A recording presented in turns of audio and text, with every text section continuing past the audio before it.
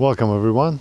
In this video I'm doing a review of the Sony 14mm G Master lens. The whole video will be recorded on the lens itself using 4K resolution, 10-bit, high-quality codec, XAVC S-i. We'll use the same autofocusing settings for the whole video, widest focus area. Something to keep in mind is that I will be using the active stabilization and there's a little crop. So if I use standard IBIS, this is what the lens is capable of.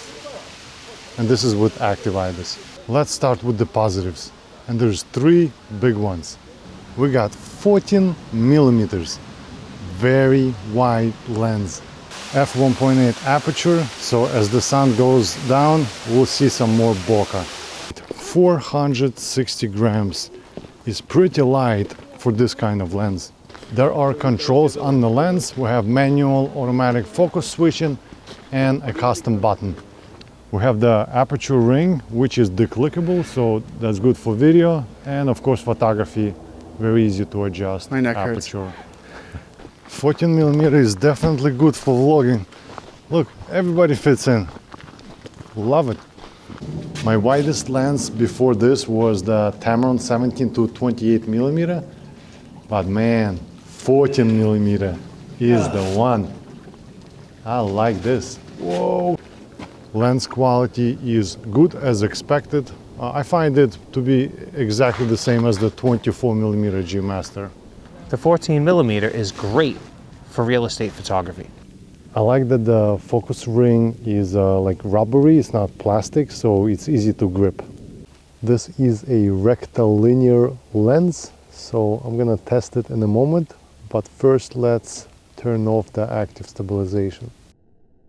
When I say rectilinear, it means that the straight lines are more prone to staying straight. So you see how a straight line is staying straight. That's rectilinear. Here's another example. The lines stay straight. So much you can see with this lens at once.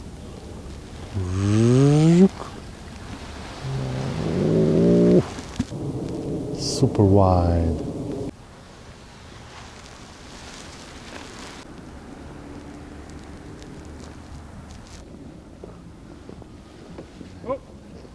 Oh, I heard that. Me too.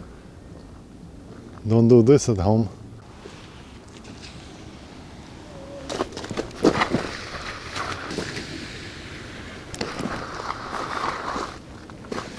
Whoa! Let's talk about the negatives, and there are plenty. There is no filter thread. You can't put any filters to protect the lens. Bulbous front glass element is pretty scary. I definitely don't like lenses like that, and you cannot put a filter. A rather large proprietary lens cap. What does that mean? If I break it or lose it, have to get exactly the same one. Can't just use a different one from a different lens with the same filter size. The lens is not stabilized. So if you have an older camera without the IBIS, that might be a problem. Being such a wide lens at 14mm, of course there will be distortions, especially towards the edges. So you can see our face is very distorted, but when they go to the middle, they look much more normal. But still, like you wouldn't do portraits with a lens like that. No way. Focus breathing is not as well controlled. As you can see, I'm focusing on the bag and on Anthony, and the lens is zooming in and zooming out slightly, but it is noticeable. When the camera is off and you shake it, there will be some noise coming from the lens, like something is loose inside. Just don't worry, that noise goes away when the camera is on, so it's just how the lens is made. You know, actually, when you shake some cameras that have IBIS, when they're off, you will hear a similar sound. So it's nothing to worry about, that's just how this gear is made. I noticed chromatic aberration on multiple occasions, and while it's easier to manage in photography, in video I'll just accept it as is. But increasing highlights will make it less obvious. Conclusion.